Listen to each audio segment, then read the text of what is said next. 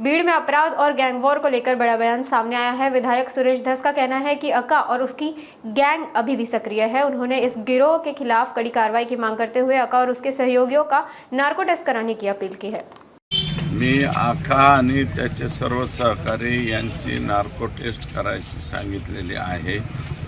दुसरा असं आहे की 2 महिने झालं तरी कृष्णा आंधळे अजून फरार आहे आणि अशोक मोहितेच्या प्रकरणामध्ये जे आरोपी होते ते कर्नाटकमध्ये पकडलेले आहेत आणि ते कृष्णा आंधळेचे मित्र आहेत। म्हणजे मी अजूनही म्हणतो की ह्या आका आणि त्यांच्या गँगचा माज संपलेला नाही।